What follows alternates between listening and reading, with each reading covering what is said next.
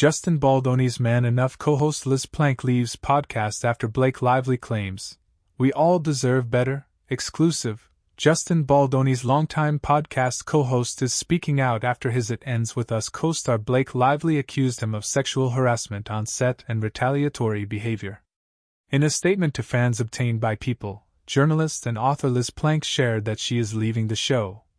"I'm writing to you today to let you know that I have had my representatives inform Wayfarer that I will no longer be co-hosting the Man Enough podcast. Thank you for trusting me with your hearts and stories, for holding space for mine, and for making this show what it was. I will miss you, the listeners, so much. I love what this community created together with every fiber of my being, and that's because of you. As this chapter closes for me, I remain committed to the values we've built together. Thank you for being here, for trusting me, and for being by my side for the last 4 years. We all deserve better, and I know that together, we can create it. I will have more to share soon as I continue to process everything that has happened. In the meantime, I will continue to support everyone who calls out injustice and holds the people standing in their way accountable." Launched in 2021, Man Enough saw Baldoni, Plank and Wayfarer Studios president Jamie Heath, who was also accused of misconduct by Lively in her complaint, come to the table weekly to discuss modern masculinity. In her December 20th complaint, Lively, 37, said she had suffered from grief, fear, trauma, and extreme anxiety as a result of Baldoni's alleged actions.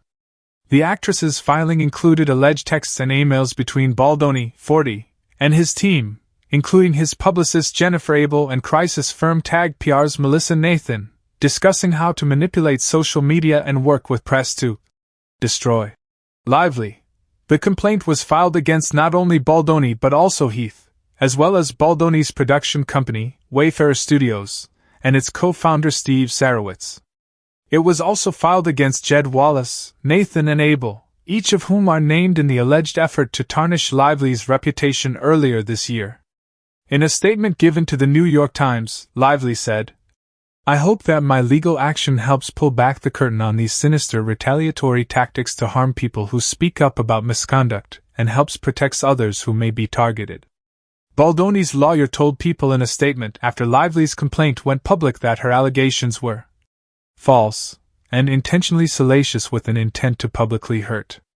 In her complaint, Lively alleged misconduct that included Baldoni showing her explicit images and videos, asking her about her personal sex life and attempting to add intimate scenes to the film that she had not originally agreed to. Lively also claimed in the filing that she met with the producers of the film to request a list of protections before returning to set.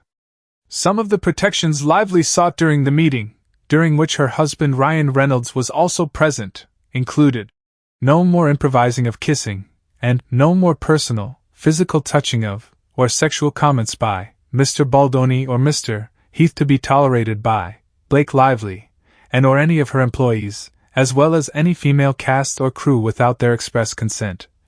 According to the complaint, Lively claimed in her filing that while Baldoni agreed to the protections, the actor later hired crisis publicists to begin a smear campaign against her that damaged her reputation and businesses.